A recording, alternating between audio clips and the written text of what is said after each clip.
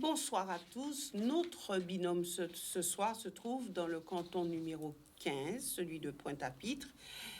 Donc, Henri Angélique est enseignant. Il se trouve en compagnie de Tania Galvani, qui elle est avocate. Alors, juste pour brosser leur parcours politique, Henri Angélique était au cantonal de 2011. À cette époque, on parlait de canton élection cantonal, donc dans le 3e canton. Il a eu à être au 2e tour de cette élection. Donc au premier tour, il a eu 473 voix. Au 2e tour, 801 voix. Il était sorti juste derrière le candidat qui avait été élu, Marcel Sigiscard. Et puis, il n'a pas eu de participation pour cette élection. En 2015, il a passé un tour, on va dire, pour revenir au sein de cette élection. Tania Galvani, elle, était aux élections départementales de 2015, où elle a été, elle aussi, au second tour. Elle était accompagnée de Georges Brédan, et ils avaient eu à l'époque 1325 voix, et 2368 voix, c'était plutôt ça. Et donc voilà pour cette élection. Et Marcel Sigiscard, lui, avait eu 2560 voix. Donc, on va dire pas trop de voix d'écart, puisque vous aviez eu 48% des voix, un petit peu plus, et 51,95% pour le binôme Marlène Mélis et Marcel Sigiscard. Voilà, donc on peut dire que vous avez fait d'excellents scores, que ce soit pour vous, Monsieur Angélique, en 2011, et pour vous, Tania Galvani, en 2015. Alors, est-ce qu'on peut dire que vous êtes aujourd'hui les mieux placés pour gagner cette élection?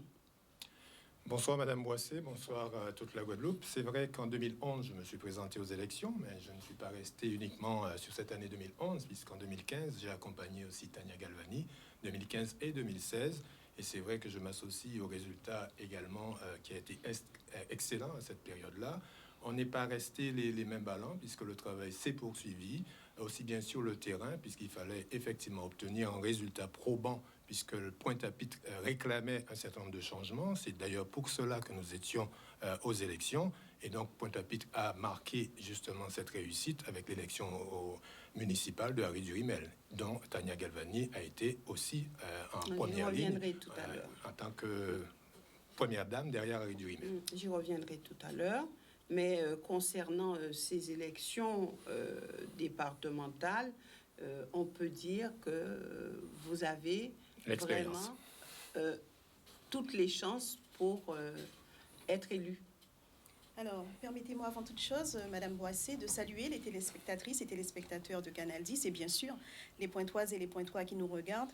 Et je voudrais aussi vous remercier de nous accueillir sur votre plateau en présentiel pour nous permettre justement de débattre et de faire connaître à la population notre projet, nos propositions. Alors, pour répondre à votre question, je pense, touche à ce qui concerne nos motivations, à Henri Angélique et à moi-même. Il a exposé les siennes, à moi d'exposer les miennes. C'est vrai, vous l'avez rappelé, j'ai été candidate en mars 2015, également en octobre 2016, en qualité de candidate titulaire sur ce même canton de Pointe-à-Pitre.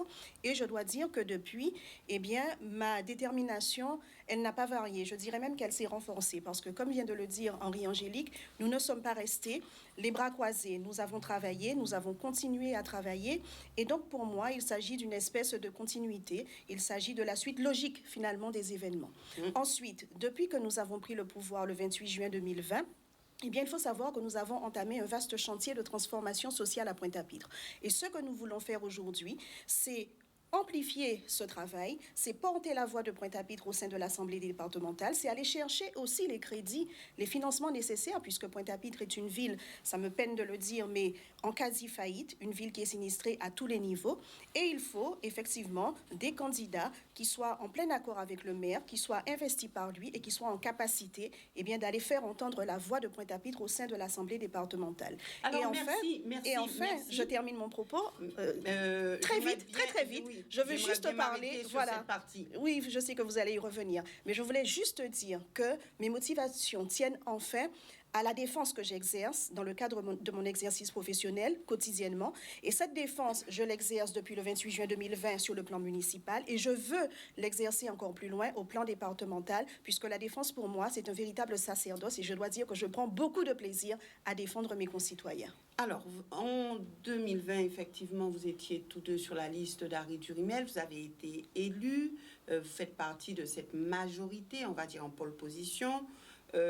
Est-ce que le maire Harry Durimel vous soutient sur cette élection?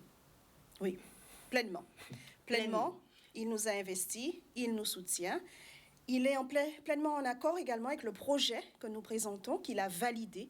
Et puis nous pouvons aussi dire que nous bénéficions du soutien de Guadeloupe Unie Solidaire et Responsable et aussi du président sortant de région, M. Harry Chalus.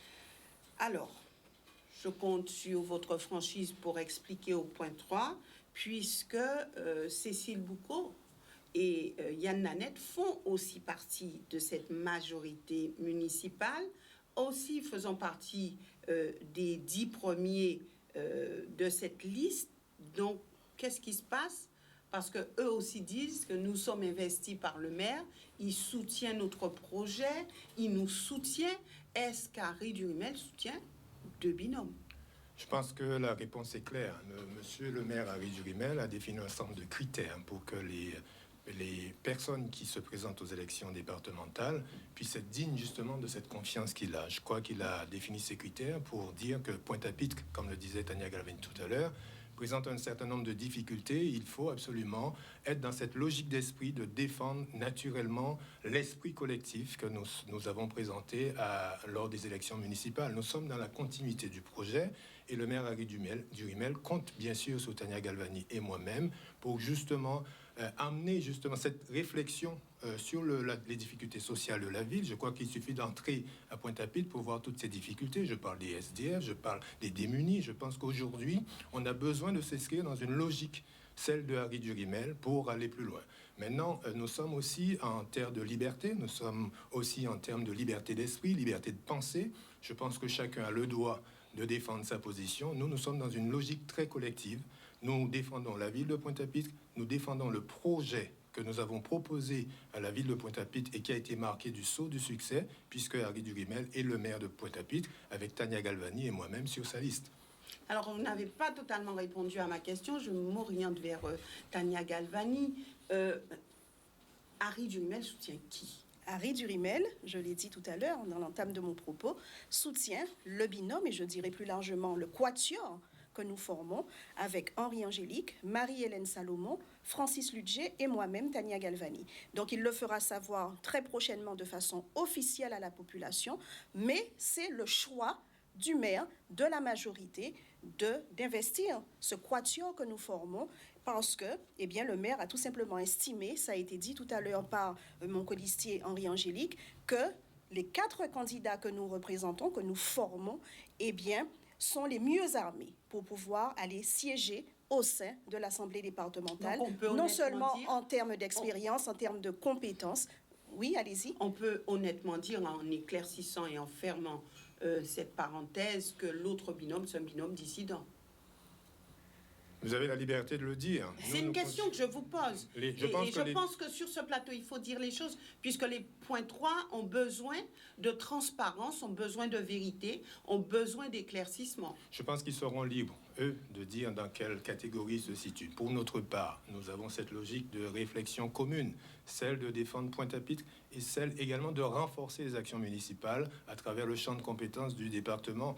D'ailleurs, nous n'avons pas attendu ces élections pour démontrer que les collectivités ont leur part à jouer à Pointe-à-Pitre. Ça a été le cas avec Harry Chalus et la région qui ont marqué de leur sceau la volonté d'accompagner la ville compte tenu des difficultés. Voilà pourquoi je vous dis que si chacun, tous ceux qui sont sur la liste s'inscrivent dans cette logique de défense du territoire à Pointe-à-Pitre avec toutes les difficultés qui sont les siennes, nous sommes dans cette logique définie par Harry Durimel. Ceux qui s'en écartent, ils sont libres de s'en écarter. les points En disant que Harry Durimel les soutient. Ils sont libres aussi de le dire, mais je pense que comme Tania Galvani vient de le souligner, Harry Durimel va éclaircir la situation. Il a désigné Henri Angélique et il a également désigné Tania Galvani. Il n'a rien dit d'autre. Maintenant, ceux qui veulent s'en réclamer, tant mieux. Nous verrons également dans leur logique de projet si ça répond concrètement à la volonté municipale et à celle de Harry Durimel. D'accord. Donc, on l'a bien compris, GUSR et municipalité, donc des soutiens que également vous le estimez président de région. être des soutiens forts. Des soutiens forts, mais qui finalement s'inscrivent dans la logique de toute l'action qu'on a pu mener depuis le début, depuis notre élection. Ça a été rappelé à l'instant par Henri Angélique, le président de région. La région a vraiment accompagné Pointe-à-Pitre concernant notamment le fait de donner à manger aux petits écoliers pointois dans la fabrication des repas à la cuisine centrale du Lamentin. Et cette action sera reconduite. Et également dans la réfection de la voirie, puisque vous n'êtes pas sans savoir malheureusement que quand on arrive à Pointe-à-Pitre, eh bien, les voitures ont à subir effectivement de véritables trous dans la chaussée. Et donc, depuis quelques semaines, donc, il y a eu du retard qui a été pris. Parce qu'on entend beaucoup de choses. On entend dire, oui, élection Cavine. Donc, voilà. Non, il ne faut pas oublier. Il ne faut pas oublier que la sablière est restée en grève pendant près de 4 mois. Donc, ce qui a ralenti le processus. Mais cela fait longtemps que ces travaux auraient été entamés. Et donc, ces travaux, eh bien, aujourd'hui, ils ont commencé sur plusieurs grands axes de la ville. Je veux parler notamment du boulevard Anne, de la rue Œvremont-Gênes à Loricisque. Et tout ça va dans le sens de ce que nous décrivons, de l'action dans laquelle nous nous situons. Est-ce qu'on peut dire que ce canton a été délaissé, ce canton a été abandonné? Lorsqu'on dresse le constat, et c'est visuel, lorsqu'on arrivait à Pointe-à-Pitre, il était clair que le canton de Pointe-à-Pitre avait été abandonné. J'ai envie de dire qu'heureusement que finalement les Pointois ont compris qu'il fallait nous faire confiance. En nous faisant confiance dès juin, eh bien, il a été clair que nous avons retroussé nos manches pour commencer à travailler pour la ville de Pointe-à-Pitre. Nous avons l'avantage d'avoir un maire écologiste, nous avons l'avantage d'avoir un maire qui est très entreprenant, quelqu'un qui n'attend pas sur les autres. La preuve, c'est qu'il a ouvert les livres et il a montré au point 3 la situation réelle. Quelle était-elle? Eh bien, il a dit, voilà, que faisons-nous? Eh bien, comme le disait Tania Galvani tout à l'heure, il a fallu dire au point 3 que la ville, elle a été saccagée financièrement, elle n'a pas les moyens, mais il faut quand même qu'on s'en sorte. Le maire a demandé à tout le monde de venir donner un coup de main. Ça a été le cas, la région, toutes les institutions. Et en dépit de la grève, puisque même s'il y a grève, on peut comprendre qu'il y a une difficulté sociale et c'est normal que les employés puissent réclamer. Nous sommes à côté d'eux pour leur apporter et le soutien et la volonté aussi d'agir. Maintenant, les choses, là, il y a la crise sanitaire, il y a un ensemble de difficultés auxquelles nous devons faire face, mais la volonté, elle est réelle, puisque Tania Galvani, qui préside la commission RH, et également préside la commission en charge de rencontrer les employés grévistes, eh bien, nous avançons. Nous sommes en attente, justement, de cette avancée probante, puisque nous avons déjà quand même travaillé pour eux. Pour revenir à cette question que vous mentionnez tout à l'heure, il est clair que Pointe-à-Pitre était en difficulté. Nous avons la volonté de l'avoir sortir dans très peu de temps. On a encore la chance d'avoir Harry Durimel comme maire. Eh bien, nous le suivons dans toutes les solutions qu'il propose, et les solutions sont visibles. Tania Galvani a rappelé que les murs, les routes de la ville ont été refaites, mais les gens prennent du plaisir à trouver Pointe-à-Pitre avec ses grands boulevards, avec ses quartiers, qui sont aussi en train de poursuivre ce travail de rénovation, mais avec la sauce de la nouvelle équipe, parce qu'il ne s'agit pas simplement de construire des bâtiments et poursuivre cet état de ville dortoir. Il faut quand même lui donner de la couleur. Je pense que nous sommes aussi au travail, et les points 3 s'en rendent compte en presque 8 mois. Eh bien, beaucoup de choses ont été faites, alors qu'il a fallu près de 10-12 ans pour faire avancer ne serait-ce qu'un petit parpaing à Pointe-à-Pitre. Ah oui, vous êtes d'accord? Tout à fait, je partage tout à fait cet avis. Pointe-à-Pitre est une ville exsangue. Nous avons récupéré une ville qui est à terre. J'ai coutume de dire que c'est une véritable mandature de combat, que cette mandature de 2020-2026, parce que vraiment, ça fait de la peine de voir notre ville que nous chérissons tant dans cet état. Alors, et nous sommes à la tâche.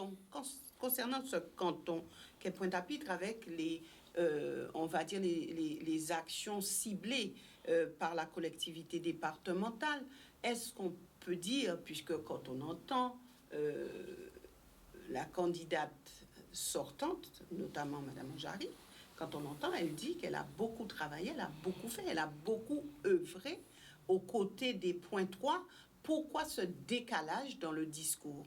Vous savez, chacun défend sa pomme, chacun défend sa poire, chacun est libre de dire. Maintenant, le point 3 dresse un constat. Vous savez, pas plus tard qu'hier, nous étions en réunion avec une association de locataires dans une zone de Pointe-à-Pitre. Nous avons eu un discours clair, qui est limpide, mais on se rend bien compte qu'ils sont au courant mieux que nous de la situation de la ville. Ils nous accordent le temps. Ce temps, c'était hier, et je peux vous certifier que ce matin, nous avons eu une rencontre avec eux pour leur montrer les solutions. Et ils se rendent compte qu'en moins de 24 heures, des solutions peuvent être trouvées parce que beaucoup de gens aiment Pointe-à-Pitre et beaucoup de gens, beaucoup de professionnels veulent apporter leur contribution.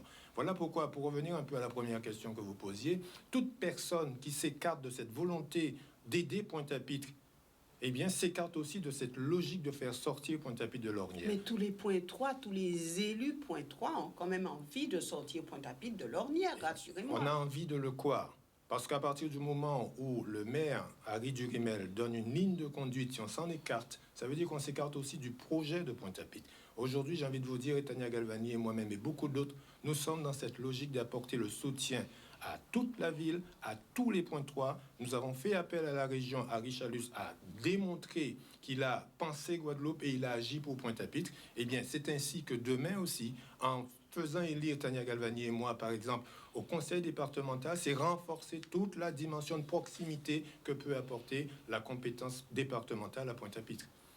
Donc, personnes âgées délaissées, jeunes délaissés, tout est délaissé à Pointe-à-Pitre. Alors, on ne va pas tomber dans l'excès, ni d'un côté ni de l'autre. Moi, j'entends beaucoup parler du bilan global de la présidente sortante, Mme Borel-Lincertin, qui, comme vous le savez, jouit d'une certaine sympathie aux yeux de la population et d'un certain respect.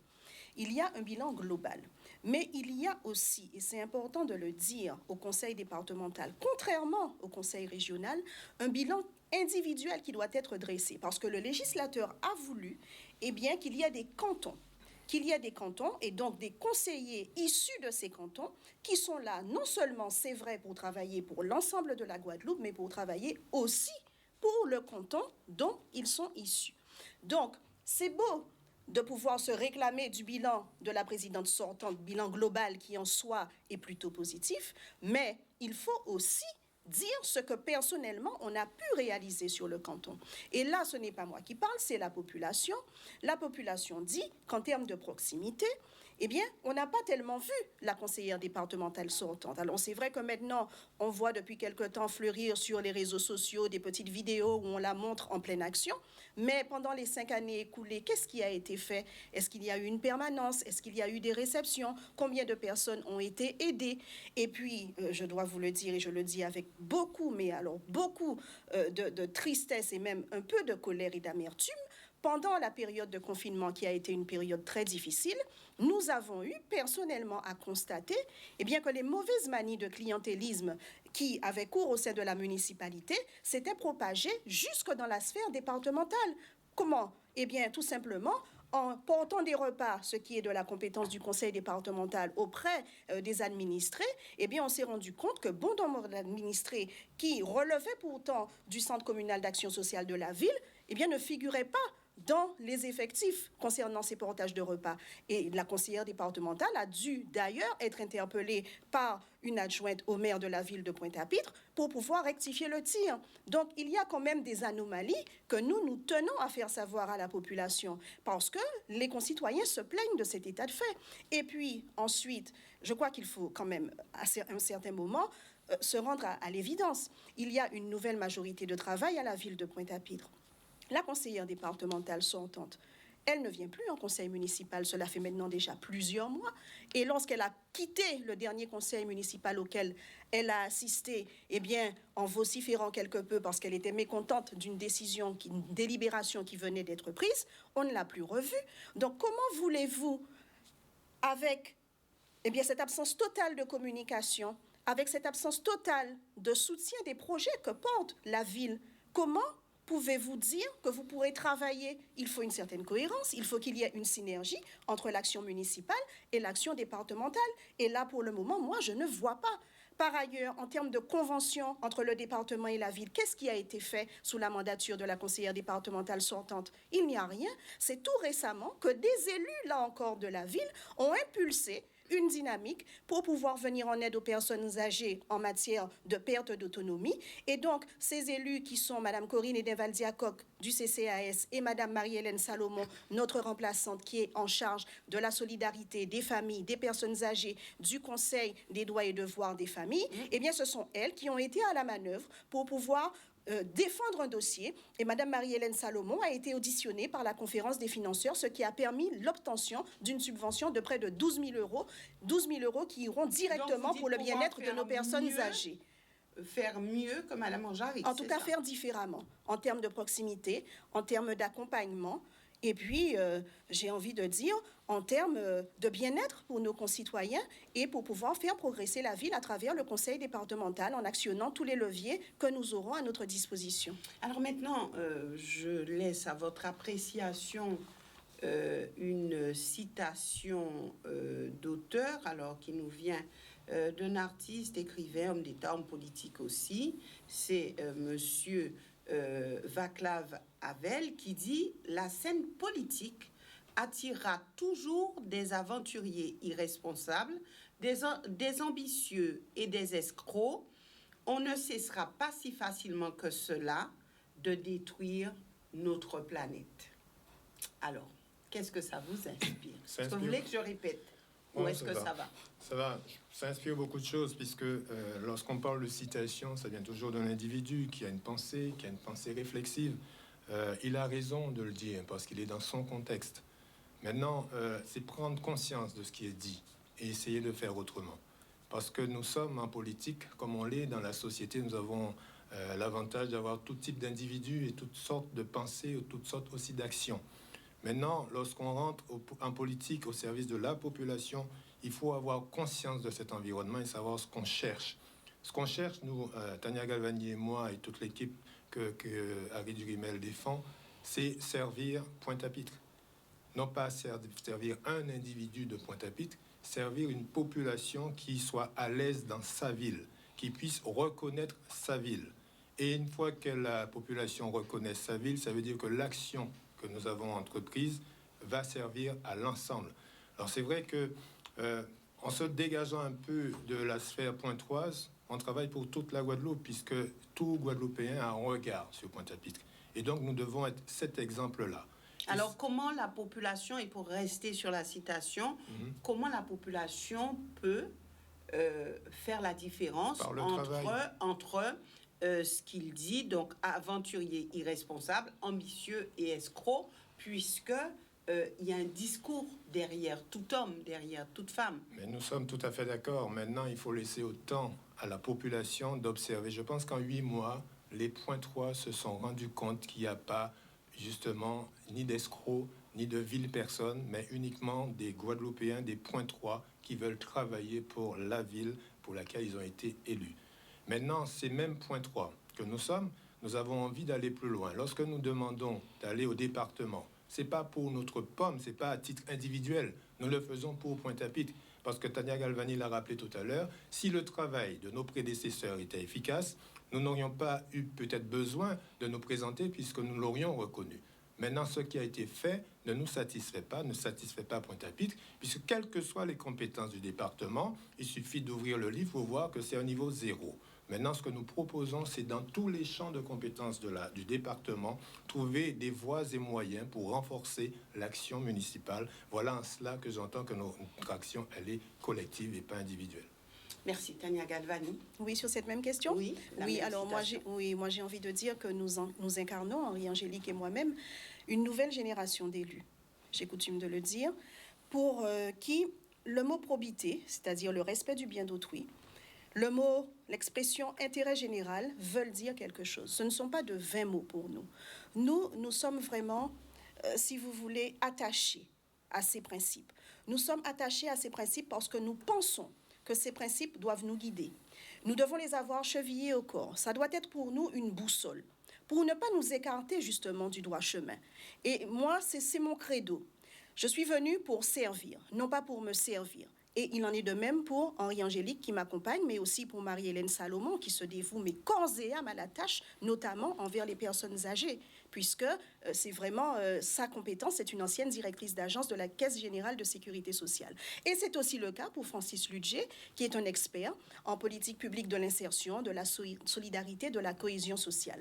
Donc, nous avons vraiment cette envie d'aider, cette envie d'aller vers notre prochain. Alors, est-ce que cette citation n'est pas actuelle, puisque cet homme politique est né en 1936, il est décédé en 2011.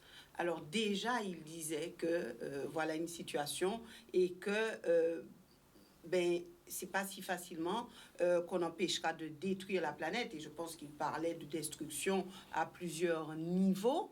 Est-ce que cette citation vous parle aujourd'hui? Est-ce que cette citation est réelle ou est-ce que on peut dire que ce sont des propos quelque peu farfelus? Je ne pense pas qu'on puisse dire que ce sont des propos farfelus, parce que s'il les a tenus, c'est qu'il avait matière à les tenir. Et puis, on voit aussi, malheureusement, que dans notre société, même ici en Guadeloupe, il y a une espèce de fossé, de désamour qui s'est creusé entre la population et ses élus. Donc, il y a des raisons à tout cela. Donc, nous voulons répondre. Henri-Angélique le disait tout à l'heure, tout simplement par le travail, par la disponibilité, par la proximité, par la présence sur le terrain. Et parce que nous nous mettons à nu devant la population lorsque nous allons au-devant d'elle et que nous montrons notre bonne volonté, même si c'est difficile. Nous disons non, nous allons continuer parce que nous vous avons fait une promesse et que nous n'allons pas lâcher. Nous allons continuer malgré les difficultés, petit à petit, pas à pas. Et je crois que c'est ça qu'il faut avoir comme discours et comme posture vis-à-vis de la population pour justement renouer cette confiance. Mais bien évidemment, et bien comme partout, par exemple dans toutes les professions, il y a des brebis galeuses, alors peut-être aussi en politique, mais à nous, nouvelle génération, de faire en sorte bien, que cela, petit à petit, disparaisse et que nous laissions la place à ce côté très noble de la politique qui veut que nous aidions nos concitoyens et que nous nous engagions finalement pour le bien commun et pas pour le bien de quelques-uns. Alors maintenant, il nous reste très peu de minutes pour conclure et surtout pour que vous ayez l'occasion de vous engager sur un point que vous on va dire qui vous porte et que vous porterez au conseil départemental si vous êtes élu. Et je débuterai avec vous, Henri-Angélique. Bien, écoutez, ce que j'ai envie de dire surtout, c'est que avec Tania Galvani, nous sommes accompagnés par Francis Ludger et Marie-Hélène Salomon. Nous sommes 4 pour défendre une idée simple, celle toujours d'être à côté des points 3. Naturellement, lorsque nous sommes à côté d'un point 3, nous sommes à côté de toute personne qui a besoin d'une aide quelconque. L'aide, elle est précieuse en Guadeloupe puisque la situation sociale a évolué. La crise sanitaire a démontré justement que la Guadeloupe a besoin d'efforts. C'est vrai qu'on ne sait pas comment, au sortir de cette crise, comment nous serons. De nombreuses entreprises auront encore plus de difficultés. Certainement, ça va générer une augmentation du taux de chômage. Il va falloir accompagner un certain nombre de personnes. Moi, j'ai envie de m'engager personnellement avec toutes les personnes qui m'accompagnent sur les possibilités qu'offre le département pour cet accompagnement, aussi bien les plus jeunes que les moins jeunes, mais aussi nos seniors, puisque quelque part, nous avons cet avantage d'être au contact de cette population au quotidien. Nous voyons et nous constatons les souffrances. Nous n'allons pas dire que nous maîtrisons les besoins, mais j'ai envie de dire surtout que nous allons partager avec eux ce besoin de s'en sortir et ils trouveront aussi bien Tania Galvani, Marie-Hélène Salomon, Francis Ludger et moi pour les aider en les accompagnant, en étant efficaces surtout et en ne faisant pas de vaines promesses. Nous ferons ce que nous dirons et nous dirons ce que nous ferons. Merci, Tania Galvani.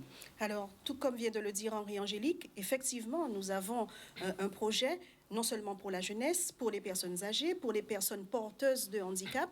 J'ai envie de m'engager particulièrement pour les personnes âgées parce que l'on sait que la question du maintien à domicile se pose, puisqu'à l'horizon 2030, un tiers de la population aura plus de 60 ans. Donc, c'est une problématique à laquelle il va falloir faire face. Et les experts le disent, les personnes âgées se sentent bien, finalement, chez elles. Et donc, pour qu'elles se sentent bien chez elles, il faut qu'il y ait une qualité d'alimentation, il faut qu'il y ait aussi une activité physique.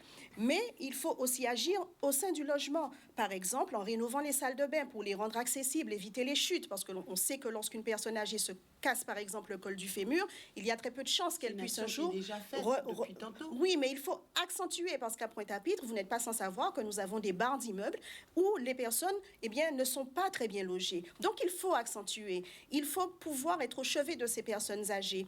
Également, les résidences d'autonomie. À Pointe-à-Pitre, nous en avons 2, mais qui sont vétustes. Donc, nous nous battons en ce moment au niveau municipal pour obtenir des subventions pour pouvoir les rénover. Mais ce que nous portons comme idée, c'est d'encourager la réalisation de résidences autonomie au sein de programmes neufs. Et puis, la jeunesse. Moi, j'ai très envie, au sein du conseil départemental... Oui, mais juste pour dire, Madame Boissé, que j'ai très envie que nous ayons enfin un conseil départemental des jeunes, comme c'est le cas dans divers départements de l'Hexagone, pour pouvoir éduquer nos jeunes à la vie locale, à la démocratie, à la chose publique, parce que vous seriez surprise de la qualité des projets qui sont portés par ces jeunes.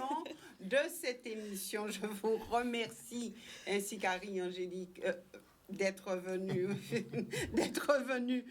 sur ce plateau. Je sais qu'il y a beaucoup à dire, mais vous aurez l'occasion de le faire à partir des réseaux sociaux ou sur d'autres médias. En tout cas, j'espère que cette population du canton aura eu à faire déjà son choix par rapport à ce qu'ils ont entendu, ce qu'ils ont vu aussi, puisqu'on parle d'action.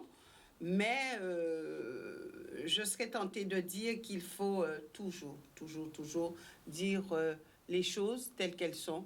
Et de toute façon, à mon sens, c'est ce qui pourrait éventuellement payer sur cette élection de manière générale. Merci d'être venu. Et quant à nous, nous nous retrouvons pour une autre émission sur d'autres cantons qui, justement, ont à vous parler de ce qui se fait ou de ce qui ne se fait pas, mais surtout, vous pouvez revenir et revenir encore et encore sur les différents cantons à partir de notre Facebook, à partir aussi de YouTube. Et n'oubliez pas, il y a une rediffusion qui est faite le lendemain à 9h30, donc vous ne pouvez que vous régaler, entre guillemets, à partir de toutes ces personnes qui auront à intervenir pour votre bien-être et votre quotidien. Excellente soirée à tous.